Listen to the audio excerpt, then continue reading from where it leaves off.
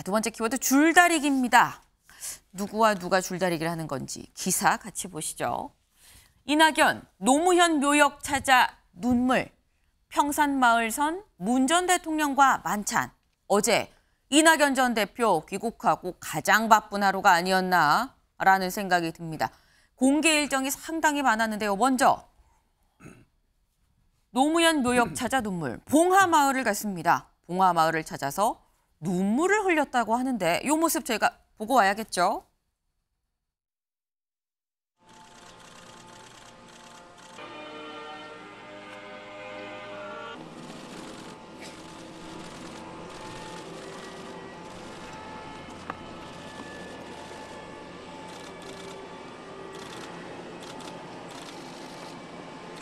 예전부터 그랬는지 모르겠는데 올해 여길 쭉 들어오니까 현수막에 사람 사는 세상 앞에 원칙과 상식이 있어서 그게 새삼스럽게 보였어요. 선생님 아까 묘역 참배하시면서 좀 눈물 보이신 것 같던데 혹시 좀 빠지셔서 그러셨나요? 눈이 좀 시더라고요. 눈이 좀 시... 네, 눈이 좀 시더라고요 라고 얘기를 아무렇지 않은 듯 얘기를 했습니다. 하지만 이런 눈물, 쉽게 보이는 눈물은 아니죠. 권지웅 위원님, 눈물의 의미가 뭘까요? 지금 어쨌건 정부가 이 국가를 운영하는 걸 봤을 때 사실 답답함이 많지 않습니까? 그러니까 꼭 진영을 넘어서도 사실은 어떤 정권이 잡더라도 잘 했으면 하는데 지금 그렇지 못한 것 같아요. 근데 그런 것들에 대해서 정치인으로서 과거에 이제 노무현 대통령을 떠올리면서 노무현 대통령이 계셨더라면 좀 더 낫지 않았을까 하는 생각을 한 게 아닌가 싶습니다. 네, 일단 눈물의 의미, 노무현 전 대통령이 지금 살아계셨더라면 더 좋았을 텐데 이런 생각을 했었던 게 아닐까라고 말씀을 하셨는데, 그런데 이낙연 전 대표가 봉하마을을 찾아서 일단 눈물도 보였습니다만 방명록을 또 썼습니다. 방명록을 뭐라고 썼느냐? 네, 이렇게 썼습니다. 대통령님, 대한민국이 원칙과 상식의 세상으로 다시 서도록 못난 후대들을 깨우쳐 주십시오. 라고 썼습니다. 네. 근데 이 얘기, 지금 얘기를 한 게 원칙, 상식 이런 얘기를 하면서 다시 서도록 못난 후대들을 깨우쳐달라. 일단 지금 현재 원칙과 상식이 좀 무너졌다라는 이거를 밑에 지금 깔고 있는 상황인 건데, 여기서 말하는 못난 후대, 김수철 원장님. 네, 못난 후대의 범주가 어디까지인 걸까요? 저것은 아까 우리 권지웅 의원 말씀하셨지만 현 정부에 대한 것도 일정 포함될 수 있긴 하지만 네. 제가 볼 때는 민주당이 제 역할을 하지 못하고 있는 어떤 현재 상황에 대한 인식이라고 저는 보여지거든요. 왜냐하면 원칙과 상식이라고 하는 노무현 대통령의 유지를 제대로 받들지 못하고 있는 민주당의 현 주소에 대해서 안타까움을 표현했다고 생각이 들고요. 저는 저 눈물이 예사롭지 않아 보였거든요, 사실은. 왜냐하면 네. 개인적 감정도 있겠지만 과거에 노무현 대통령께서 지역주의 타파라든가 우리 사회의 원칙이라든가 이런 것들을 증진시키게 노력했을 때 얼마나 많은 또 여러 가지 어려움들이 겪었었잖아요. 그 어려움들이 노무현의 눈물로 대변됐는데 본인이 그 눈물을 같이 흘리는 등치화 현상을 통해서 네. 노무현 정신을 계승하겠다고 하는 모습을 보여줬다고 생각을 하고요. 현재 민주당이 과연 노무현 정신을 계승하고 있는 정당인지에 대해서 네. 저는 의문을 품고 있고 좀 더 잘 되었으면 하는 본인의 바람을 담아서 이런 방명록에 글을 남겼지 않나 하는 생각이 듭니다. 지금 아마도 현 윤석열 정부 말고 민주당 내부의 모습 갖고도 못난 후대라는 표현을 쓴 게 아니겠느냐라는 말씀을 하셨는데, 근데 그렇다고 한다면 장윤주 변호사님, 그 못난 후대 민주당 내부의 얘기도 같이 했으면 본인은 포함이 되는 겁니까? 어떻게 보세요? 일단 국민들 보시기에는 모두 다 포함된다고 봐야 될 것 같아요. 저게 이제 못난 후대라고 말씀을 쓰셨지만 네. 제가 봤을 때는 어느 한 진영을 저격했다라기보다는 소위 말하는 모두각이라는 게 있잖아요. 사실 민주당도 당연히 반성해야 될 부분이 있는 것이고, 그리고 본인도 귀국하시자마자 첫 일성이 본인의 책임을 다하겠다였거든요. 본인도 네. 책임을 다하지 못한 부분, 그리고 민주당이 지금 못하고 있는 부분, 그리고 더 나아가서는 지금 윤석열 정부가 국민들을 실망시키고 있는 부분들도 분명히 있거든요. 네. 그런 부분까지 모두 다 아울러서 이 정치권을 바라보시는 국민들의 그 실망감, 이런 부분들을 표현한 것으로 봐야 될 것 같은데요.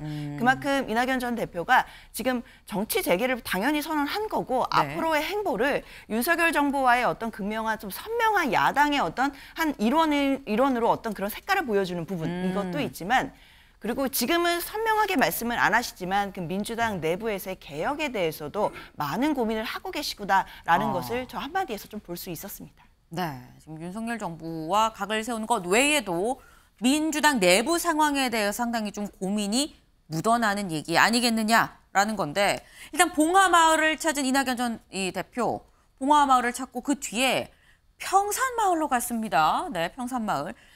저희 기사 같이 볼까요? 네, 평산마을에선 문재인 전 대통령이랑 만찬을 했습니다. 식사도 같이 했다라는 건데 그 모습도 잠깐 보고 얘기를 이어가 보죠.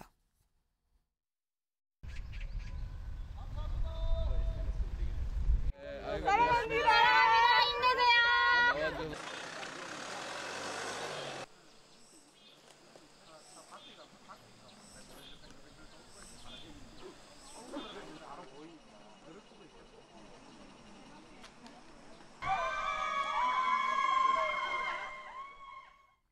네, 문재인 전 대통령, 이낙연 전 대표 두 사람 만나서 만찬하는 모습 사진으로도 또 같이 나왔습니다. 근데 거기서 등장한 막걸리, 이 막걸리가 보통 막걸리가 또 아니라고 합니다. 네, 어떤 막걸리냐? 네, 일단 이 막걸리가 금정산성 막걸리라고 해요.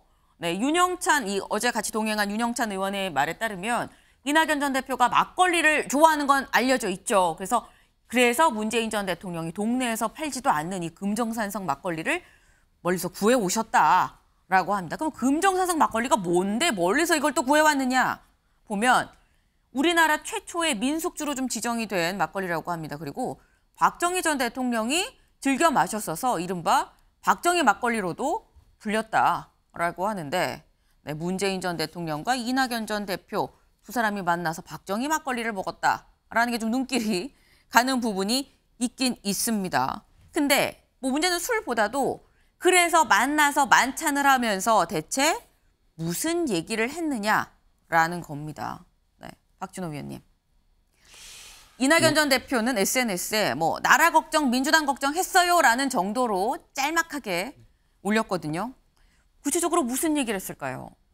우선 뭐 이제 언론 보도에 따르면 네. 이제 그 문재인 전 대통령과의 이제 만남이 원래는 오찬이었는데 네. 이제 그 문재인 대통령 측의 요청으로 만찬으로 바뀌었고 또 좀 전에 이제 막걸리까지 이제 소개해 주셨는데 네. 저는 일단 문재인 대통령이 이제 그 이낙연 전 대표를 만나는 과정에 있어서 점심이 아닌 저녁을 택했고 네. 또 이낙연 전 대표가 또 막걸리를 좋아한다는 것을 알고 또 거기에 대해서 나름대로의 좀 뭐랄까 특별한 막걸리까지 준비했는 거 봤을 때 물론 이제 그 정치인들이 만나면은 또 뭐 이낙연 전 대표와 같은 또 거물급 정치인이 전직 대통령을 만났을 때 뭐 국가 이야기 그다음에 이제 본인들이 소속된 정당에 대한 이야기를 당연히 하는 거 아니겠습니까? 그런데 이번 그 만남의 성격이 좀 전에 제가 설명했던 것처럼 좀 특별한 네. 그 만남이었다라는 점에서 저는 좀 민주당 관련해서 최근에 이제 그 당내에서 벌어지고 있는 것에 대해서 좀 이낙연 대표의 좀 역할이라든지 또 이낙연 대표가 이제 당내에서 역할을 하는 데 있어서 현재 그 이재명 그 대표와의 그 소통이라든지 그런 부분을 네. 좀 많이 강조했을 것으로 보입니다. 아직 어쨌든 당내 문제에 대해서 뭔가 얘기를 하지 않았겠느냐. 그렇지 않으면 굳이 오찬에서 만찬으로 바꿔가면서 막걸리까지 공수해서 이렇게 자리를 마련하지 않았을 거다라고 하셨는데 기자들이 만찬이 끝날 때까지 밖에서 계속 기다렸습니다. 기다려서 나오는 이낙연 전 대표한테 물어봤습니다. 네. 대통령님이 뭐 따로 당부하신 게 있습니까? 라고 물었는데 있었지만 말하기 어렵습니다. 라고 얘기를 했거든요. 저희 관련 이 영상 있을까요? 네. 이 영상은 저희가 영상 말고 제가 말로 좀 설명을 드릴게요. 대통령님이 따로 당부하시거나 한 게 있느냐라고 물었더니 있지만 말하기 어렵다라고 했습니다. 권지웅 위원님. 무슨 당부길래 있긴 있는데 말하기 어려운 걸까요? 두 가지 추측이 가능하지 않을까요? 네. 하나는 민주당에 대한 어떤 당부가 있었는데 그것을 지금 말하기 좀 어렵다라고 네. 했을 수도 있고 아니면 전직 대통령이시기 때문에 현 정부에 대한 이야기를 했을 수 있습니다. 근데 거기에 대한 이야기도 사실 지금 문재인 대통령께서 조금만 어떤 메시지를 내셔도 그게 크게 뉴스화 되는 것이기 때문에 네. 아무래도 조심하시는 것 같아요. 그런 측면에서 또 말을 전하기가 어려웠다라고 할 수 있는데요. 최근에 이제 윤석열 대통령께서 그 종전선언을 위해 노력했던 세력을 반국가 세력이라고 규정하셨습니다. 네. 거기에 대표적으로 문재인 대통령이 들어갈 것 같아요. 왜냐하면 문재인 대통령은 유엔에 가서 연설을 할 때도 종전을 해야 된다라는 이야기를 했기 때문이기도 한데요. 그런 걸 봤을 때 사실은 문재인 대통령께서 사실 지금 어떤 국가가 북한인과 관계 맺는 모습이라든지 아니면 평화에 대한 어떤 입장이라든지 이런 것에 대한 우려는 저는 있었을 거라고 생각합니다. 근데 기자들이 질문에 안 그래도 그걸 물어봤거든요. 혹시 반국가 세력 관련해서 문재인 전 대통령이 말씀을 하셨냐 여쭤보니까 없었습니다. 허허. 그리고 이낙연 전 대표가 쓱 갔어요. 반국가 세력 자체 언급은 없었지만 그런 어떤 뉘앙스는 얘기가 있었을 거다라는 말씀. 저는 아무래도 저녁 시간이라고 하는 게 꽤 길지 않습니까? 네. 그러니까 지금 나라 돌아가는 것에 대한 이야기도 할 수밖에 없고 그리고 민주당에 대한 이야기도 했지 않았을까 싶습니다. 여러모로 다방면으로 좀 당부가 요모조모 있었을 것으로 생각이 된다라는 말씀을 하셨습니다. 네. 근데 기자들이 만찬이 끝날 때까지 기다린 이유 대체 두 사람이 무슨 얘기를 했을까도 있고 이낙연 전 대표 요즘에 굉장히 좀 수위 높은 평소 예전의 이낙연이 아닌데 라고 느껴질 만큼 좀 명확하고 선명한 메시지를 내왔습니다. 네. 제 역할을 다 하겠다라는 얘기도 하고요.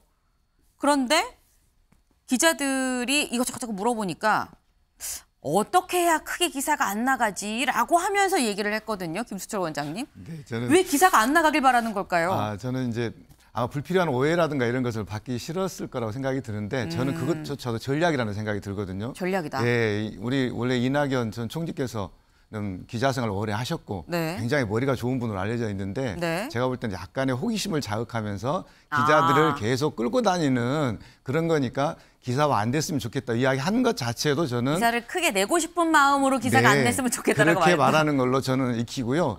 사실 저 같은 이제 정치 전문에서 오랫동안 있었던 입장에서는 코드가 읽히거든요. 사실은 그 이낙연. 그래서 저는 이거 자체가 얼마나 오래 갈지 이런 생각은 좀 듭니다. 아마 그냥 또 속내가 보이지 않을까. 조만간 뭐 이재명 대표를 만나든지 하면서 속내가 금방 드러나지 않을까 하는 생각이 좀 듭니다. 장 변호사님, 지금 기사가 크게 안 났으면 좋겠다라고 말하는 것 자체가 기사가 크게 났으면 좋겠다라는 얘기다라고 하셨는데 어떻게 해석하세요? 그럴 수도 있겠죠. 일단 정치인들은 본인들이 행보하는 거에서 기사가 안 나면 더 서운해하지 않겠습니까? 그렇기 때문에 그럴 수도 있겠지만 이낙연 전 대표가 또 보통의 정치인과 좀 다른 분인 것 같아요. 아무래도 또 신중하고 별명이 엄중낙연 아닙니까? 그렇죠. 그만큼 본인의 행보에 대해서 지금 또 많은 분들이 본인의 발걸음 하나하나에 이목을 집중하고 있는 상황이기 때문에 좀 부담감도 많을 것 같습니다. 말 한마디에 따라 또 당내에 많은 또 분란을 일으킬 수도 있는 것이고 말 한마디에 따라 또 지지자들이 또 술렁일 수 있는 상황이기 때문에 언행을 굉장히 조심하신다는 느낌이 정말 들어요. 그렇기 때문에 기사가 너무 많이 나는 거는 정말 지금은 진심으로 원하지는 않을 수도 있겠다라는 생각도 해봅니다. 모든 관심이 뭐 정말 손짓 하나 발짓 하나 심지어 한숨 하나하나에 다 지금 쏠려 있는데 그렇기 때문에 약간 좀 진지하게 좀 신중하게 나가는 게 아니겠느냐라 말씀하셨는데 관련해서 만평이 오늘 하나 있었습니다. 만평 같이 볼까요? 네, 이겁니다. 나라 걱정은 돼서 들어왔지만 점점점점점점 막 정신이 없어요. 막 여기저기 여기 찾아가고 저기 찾아가고 막 이낙연 전 대표 지금 막 돌고 돌아서 여기서 하고 있는데 여기 한가운데에 이재명 대표가 혼자 점점점 침묵을 지키면서 앉아 있습니다. 근데 여기 좀 줌해서 잡아주실까요? 네, 여기 같이 보면 테이블 위에 잔이 2개가 있습니다. 2개가 있는데 홀로 앉아 있는 이재명 대표. 네, 나라 걱정이 돼서 이낙연 전 대표 들어오긴 했지만 민주당 걱정은 안 하시는 듯이란 문구가 또 여기 밑에 있네요. 네, 이 얘기인즉슨 일단 이 만평은 나라 걱정이 돼서 들어오고 그랬으면 이재명 대표 만나야 되는 거 아니야? 왜 다 돌아다니면서 이재명 대표 안 만나? 약간 뭐 이런 취지의 지금 이 만평인 걸로 보이는데 약간 친명계의 시각인 걸까라는 생각이 들기도 하는 게 다음 기사를 좀 이어서 보겠습니다. 친명, 이재명, 이낙연 빨리 만나야 친낙, 책은 말라. 네. 지금 친명계에서는 정성호 의원, 이재명 대표 최측근이죠. 위기 극복에 힘을 합쳐야 된다라고 지금 얘기를 하고 있습니다. 친명계는 좀 빨리 둘이 만나서 화합하는 모습, 힘을 합치는 모습이 필요하다라고 보는 것 같은데 윤영찬 의원, 네, 아까 저희 본 것처럼 평산마을도 같이 동행을 했죠. 이낙연 대표적인 친낙계 의원인데 신뢰 관계를 회복하는 게 중요하다라고 얘기를 했습니다. 하면서 심지어 자꾸 이렇게 채근하는 건 예의에도 벗어난다. 그만 좀 채근해라. 뭐 이런 취지의 얘기를 했는데 근데 이게 박진호 위원님 사실 이게 밀당 비슷한 느낌이 없잖아 있기도 한 게 남녀 간의 연애에서 자꾸 뭐 더 많이 좋아하는 사람이 먼저 가서 기다리고 먼저 연락하고 뭐 이런 거잖아요. 근데 지금 약간 더 좋아하는 사람이 조급해지는 상황, 의리되는 상황인데 지금 상황은 주도권을 이낙연 전 대표가 좀 쥐고 있는 상황으로 보인다라는 생각이 들어요. 뭐 정치적 그 밀당이라는 것은 저는 그 정치적 속성에 있어서 가장 중요한 부분이라고 생각이 들고요. 만약에 지금 이재명 대표의 당내 리더십이 확고하다고 하면은 네. 이렇게 채근할 이유가 없겠죠. 그리고 좀 전에 이제 그 이낙연 그 전 대표가 이제 기자들을 만나서 이제 이런저런 말씀을 하셨는데 네. 저는 미주알 고주알 뭐 구체적으로 말씀을 하지 않았지만 그 미국에서 귀국한 이후에 호남에 가서 그 본인이 밝힌 메시지, 그 다음에 노무현 그 전 대통령 모비에서 남긴 방명록 메시지, 네. 또 그 어저께 이제 그 문재인 대통령 만나고 나서 기자들에게 그 밝힌 뭐 짤막한 메시지가 다 네. 일관성이 있다고 생각합니다. 왜냐하면은 일단 호남을 찾아서 이제 낸 메시지를 보면은 이제 당에 대한 쓴소리를 했죠. 그 도덕성 회복, 네. 당내 민주주의, 그리고 이제 국민의 눈높이에 맞춘 정치. 저는 이 세 가지가 바로 이 노무현 전 대통령이 강조한 원칙과 상식에 부합한다고 보고요. 또 그 이제 문재인 전 대통령 만나고 나서도 뭐 당부는 있었지만 뭐 말씀드리기 곤란하다. 뭐 본인이 뭐 기사화되기를 원하지 않는다고 하신다면 네. 당부가 있었다라는 말을 할 필요가 없는 거 아니겠습니까? 사실상 미주알 고주알 말씀을 안 하셨지만 그래서 저는 이제 이 두 분이 만나서 네. 과연 무슨 대화를 할 수 있을까? 이미 지금 이낙연 전 대표가 여기저기 다니시면서 네. 사실상 이재명 현 대표를 만났을 때 하실 얘기를 다 하고 다닌다고 저는 보고 있거든요. 그래서 과연 두 분이 만나는 게 의미 있는 만남이 될 수 있을까? 또 다른 한편으로 봤을 때는 일단 지난번 그 대선 그 후보 경선 과정에서의 그러한 정치적 앙금이 아직 해소되지도 않은 상황에서 오히려 이제 불편한 만남 또 불편한 만남에 대한 다양한 당내 당외로부터의 그 정치적 메시지가 어떻게 보면 제2의 그 명락 대전을 알릴 수 있는 전주곡이 되지도 않을까요? 근데 지금 말씀 중에 이런 말씀을 하셨습니다. 이재명 대표를 만나서 할 얘기를 지금 돌아다니면서 다 메시지를 하고 있다라고 네. 그래서 만나서 할 얘기가 뭐가 있겠느냐라고 네. 말씀을 하셨는데 네. 근데 그렇다고 한다면 하나만 더 질문을 드리는 게 어떻게 보면 그럼 이낙연 전 대표가 이재명 대표한테 미리 질문지를 주는 걸 수도 있지 않아요? 그러면 미리 얘기를 주고 나 만나서 이거 얘기할 거니까 생각해와 라고 미리 선 질문을 줬다면?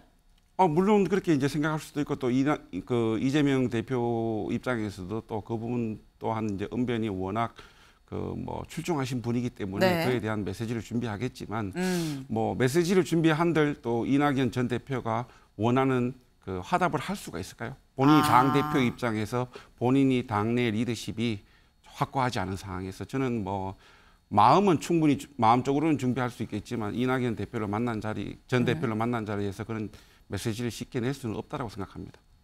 네. 일단 두 사람이 마치 밀당처럼 보이는 지금 그런 상황이 계속 연출이 되는 건 맞긴 맞는 것 같습니다. 아까 뭐 정치적 속성이 밀당이 아니겠느냐라는 말씀도 하셨는데 다음 기사를 좀 이어서 보겠습니다. 네. DJ 이어 노, 문 찾은 이낙연, 이재명 회동엔 줄다리기 없다. 밀당, 줄다리기 하는 거 아니야 라는 시각이 상당한데 줄다리기 없다고 얘기를 했습니다. 이 얘기 직접 들어보고 오시죠. 일정을 조정하고 있을 겁니다. 네. 흔히 정치인들이 말하는 그런 줄다리기가 있지는 않아요. 처음부터 인사 드리고 난 다음에 뵙는 걸로 얘기가 됐었고 인사 마친 뒤의 일정으로서 일정을 조정 중인 것으로 압니다. 네, 일단 이렇게 얘기를 했습니다. 일정을 조정하고 있을 거다. 정치인들이 말하는 그런 줄다리기, 정치인의 어떤 속성이라고 하는 밀당 그런 거가 있진 않다라고 얘기를 했는데 권지웅 위원님. 네. 줄다리기가 없는 겁니까? 어떻게 보세요? 그러니까 저는 그런 이야기 들었는데 기자분들이 그 데스크에서 계속 이낙연 관련한 기사를 써달라고 한다는 거예요. 근데 관련한 기사 쓸 게 없는데 계속 이낙연의 행보를 써야 된다. 근데 그 언론의 시각이 프레임이다. 네. 그러니까 저는 그런 것도 있다고 생각합니다. 그러니까 이낙연 대표가 들어오면서 이재명 대표, 현 대표와 이전 투구 싸움이 벌어지기를 바라는 사람도 저는 없진 않다고 생각합니다. 근데 사실 처음부터도 이재명 대표와 소통하면서 이낙연 전 대표께서 다른 데 인사드리고 만나 뵙겠습니다라고 말했고 지금 뭐 특별한 일정을 했다기보다 현충원에 가고 그리고 선임 만나고 그리고 이제 뭐 김대중 대통령 묘나 노무현 대통령 묘를 다닌 정도지 않습니까? 그래서 뭐 지금 이것이 시간을 끌고 있다 이렇게 보기는 저는 어렵다고 생각하고요.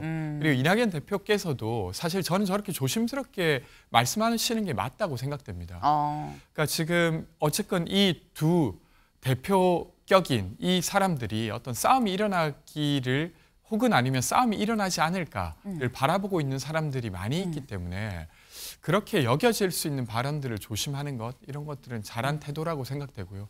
좀 더 지켜보면 이것이 정말로 줄다리기였는지 아닌지가 곧 판명되지 않을까 싶습니다. 정답인 것 같습니다. 좀 더 지켜보면 줄다리기인지 아닌지 판명이 날 것이다. 이제 확실한 답변을 주셨네요. 일단 실체가 있는지 없는지는 좀 시간을 지켜봐야 되는데 일단 현재 상황에서 뭔가 주변에 측근들이 하는 얘기도 그렇고요. 뭔가 신경전이 좀 있는 것 같다라는 느낌이 들긴 듭니다. 그런데 다음 기사를 좀 보겠습니다. 전현 두 대표의 어떤 신경전 아닌 신경전 이런 분위기 속에 호남 야당 지지 51%로 급락. 이재명 되겠나? 이낙연 서운하다라는 겁니다. 네, 지금 이제 최근에 나온 여론조사 호남 지지율을 좀 봤는데 한국갤럽 여론조사를 좀 같이 볼까요? 보면 이렇습니다. 호남 지역의 정당 지지도 일단 파란색이 더불어민주당이고요. 그리고 회색이 무당층, 빨간색이 국민의힘입니다. 그런데 쭉 가보면 일단 뭐 민주당이 당연히 위쪽에 있죠. 그러다가 지난 4주째에는 지난 6월 4주째에는 43%, 40% 무당층과 거의 뭐 흡사하다시피 하다가 조금 올랐습니다. 51%, 민주당 51%, 무당층 31%, 국민의힘 5였다가 10으로 지금 뛰었습니다. 네, 국민의힘이 살짝 오르고요. 무당층이 좀 내려가고 민주당이 지난주보다 오르긴 했지만 51%. 근데 이 51%라는 숫자가 김수철 원장님. 원래 호남에서 지난 대선 때를 생각을 해보면 이재명 대표가 호남에서 80% 넘게 계속 받았거든요. 굉장히 높은 수치로.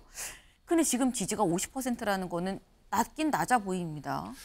이제 저도 어제 그 호남 쪽의 지자체장과 전역을 하면서 들어보니까 실제로 무당층이 많이 늘었다고 하더라고요. 그 이유가 보니까 민주당이 그렇게 많이 지지를 해줬는데 실제로 호남에 해준 게 뭐 있느냐. 그리고 사실은 정부 여당에 대해서 맞서지 못하고 있는 것 같다. 국민의힘 의원들 같은 경우에는 뭐 수족관에 물을 마실 정도로 현재 상황에 대해서 적극적으로 대응을 하고 있는데 민주당 의원들 중에 그런 기백이나 이런 의원들이 없는 것 같다. 그래서 결국은 이런 현상은 결국 내년 총선에서 새로운 인물을 요구하는 수준으로 갈 것이다. 그래서 좀 알아보니까 한 60% 정도 되는 호남의 유권자들이 새로운 인물을 뽑겠다 이렇게 이야기를 하고 있거든요. 결국은 그 현재 민주당에 실망한 사람들이 새로운 인물을 희구하고 있다 이렇게 보여지고요.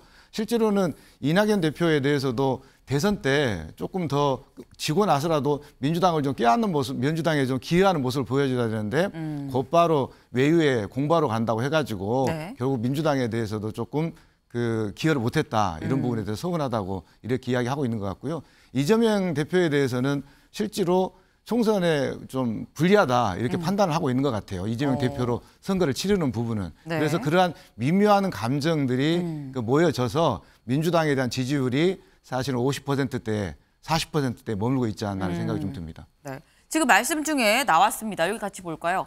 광주에서 물어봤더니 총선 때 새 인물을 찍을 거다라는 얘기가 60%였습니다. 네. 그래서 이재명이 신뢰 떨어져 새 판짜야. 이낙연에도 냉소적, 당 도와야 되지 않느냐라고 얘기를 하는 거고 하지만 그렇다고 금태섭 양향자 신당엔 믿음이 안 간다라는 얘기가 있고요. 네. 근데 지금 이런 게 호남의 지금 현재 분위기다. 마음 둘 곳이 없다라는 걸로 좀 볼 수 있을 것 같은데 총선 때 새 인물 찍을 것이라는 얘기가 60%라는 건데 이 얘기는 권지웅 위원님. 네.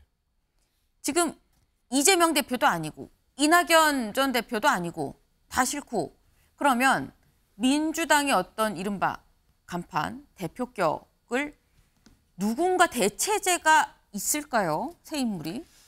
그게 잘 안 보이니까. 물론 여기 여론조사는 뭐 총선 얘기긴 합니다만. 네. 그러니까 딱 지금 뭔가 한 인물, 그 인물이 다 이것을 다 바꿔주길 바라고 그걸 할 수 있을 것 같은 인물 한 명을 찾기는 좀 쉽지 않은 것 같습니다. 근데 최근에 저희가 이제 뉴스거리로 다른 것 중에 쇄신을 먼저 하는 팀이 이길 것이다라는 이야기는 계속 해왔지 않습니까? 네. 오늘 이 이야기도 그런 맥락 같아 보입니다.